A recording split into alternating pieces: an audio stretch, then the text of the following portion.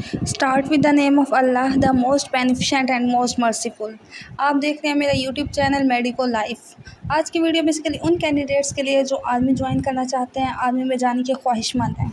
उन कैंडिडेट्स के लिए आज की वीडियो मेरी बहुत ज़्यादा बेनिफिट साबित होने वाली है। आज की वीडियो में मैं आपको बताऊंगी कि आप आर्मी में नर्सिंग कैसे कर सकते हैं, AFNS क्या होता है, डॉक्यूमेंट्स कौन कौन से रिक्वायर हैं, इसका क्राइटेरिया क्या होता है, एकेडमिक रिकॉर्ड क्या है, सिटीज़न क्या है, क्या आपको AFNS में अप्लाई करना चाहिए या नहीं, इसके ड्यूटी आवर्स कितने होते हैं, इसके अलावा डिग्री कितने साल की होती है, सैलरी पैकेज कितना होता है, इसका रैंक क्या होता है, इसके बारे में कंप्लीट डिटेल आपको आज की इस वीडियो में मिल जाएगी। सबसे पहले हम लोग आए हैं अपने गूगल क्रोम पे। हमने यहाँ पे टाइप किया है joinpakarmy.covid.pk।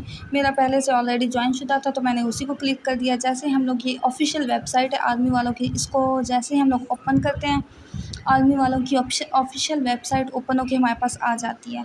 हम लोग इसको स्क्रॉल करके थोड़ा सा नीचे जाते हैं तो देखते हैं जितने भी हमारे पास आर्मी के जितने भी रिसेंटली जॉब्स हैं या फिर कोई भी एडमिशन है हमारे पास आ जाती है। रिसेंटली जो हमारे पास आर्मी की तरफ से जॉब अनाउंस हुई हैं वो है arm force nursing services AFNS की जॉब्स। तो हम लोग उसको ओपन करते हैं सबसे पहले। इसके अलावा आप लोगों को पता होना चाहिए कि आर्मी में ज्वाइनिंग के लिए आपको सबसे पहले आर्मी का टेस्ट देना होता है। उसी टेस्ट के बेस पे आप लोगों का मेरिट बनता है और आप लोगों की आर्मी में सिलेक्शन होती है। इधर हमारे पास AFNS का क्राइटेरिया ओपन हो गया है। इधर हमारे पास सारे क्राइटेरिया आ गया है इसका। आप लोगों की सबसे पहले एज आ जाती है। एज आपकी होनी चाहिए 17 to 25 ईयर ओल्ड। इसके अलावा जो ट्रेंड नर्स होती हैं उनकी एज में थोड़ी सी रिलैक्सेशन है, वो उनकी एज 18 to 28 ईयर हो सकती है। इसके अलावा अगर मैरिड स्टेटस की बात कर ली जाए तो आप अनमैरिड होने चाहिए। अगर जेंडर की बात कर ली जाए तो जस्ट फीमेल्स AFNS में अप्लाई कर सकती हैं, मेल्स बिल्कुल भी अप्लाई नहीं कर सकते AFNS में।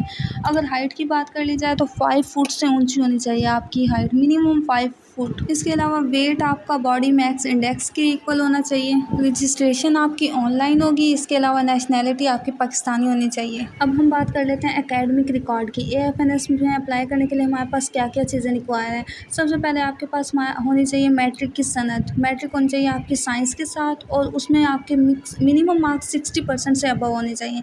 इसके बाद आपकी FSC होनी चाहिए प्री मेडिकल बायो के साथ। IIT वाले, इसके अलावा FA वाले या फिर मैथ्स वाले इसमें अप्लाई नहीं कर सकते, जस्ट बायो वाले इसमें अप्लाई कर सकते हैं। वो भी 50% जिनके ऊपर मार्क्स हों 50% से, जस्ट वो कैंडिडेट्स अप्लाई कर सकते हैं। एज आपको पहले भी बता दी है 17 to 25 ईयर्स होती है AFNS में अप्लाई करने के लिए। AFNS 4 ईयर की डिग्री होती है। इसमें आप जैसे ही ज्वाइनिंग करते हैं फर्स्ट डे से ही आपका सैलरी पैकेज स्टार्ट हो जाता है, आपको स्टाइपेंड मिलना स्टार्ट हो जाता है। आपको minimum 35 to 40,000 per month stipend मिलता है आपको AFNS की तरफ से। सेकंड लेफ्टिनेंट का रैंक मिलता है जैसे ही आप ज्वाइनिंग करती हैं AFNS में आर्म्ड फोर्स नर्सिंग सर्विसेज, आपको सेकंड लेफ्टिनेंट का रैंक मिलता है। इसके अलावा आप इधर देख सकते हैं रजिस्ट्रेशन आपकी ऑनलाइन होती है और AFNS के रिलेटेड सारी डिटेल्स इधर लिखी हुई हैं, आप इसको इजीली पढ़ सकती हैं इधर से। इधर अप्लाई करने के बाद आपका एक टेस्ट कंडक्ट किया जाता है। आर्मी की तरफ से ये टेस्ट होता है, पूरा का पूरा टेस्ट कंप्यूटर बेस्ड होता है। सबसे पहले आप लोगों के पास इंटेलिजेंस पोर्शन आता है। इंटेलिजेंस पोर्शन में आप लोगों के पास वर्बल और नॉन वर्बल के MCQs होते हैं। इसके अलावा जब आप लोग ये अटैम्प्ट कर लेते हैं आपके पास एकेडमिक पोर्शन आता है, उसमें physics, chemistry, bio and English के MCQs होते हैं। जब आप इसको भी अटैम्प्ट कर लेते हैं आपके पास पर्सनैलिटी टेस्ट आते हैं और जब फिर आप उसको भी अटैम्प्ट कर लेते हैं देन आपके पास नेक्स्ट आपका इंटरव्यू होता है। जब आप टेस्ट क्लियर कर लेते हैं तो पहले आपका मेडिकल होता है, देन इंटरव्यू होता है।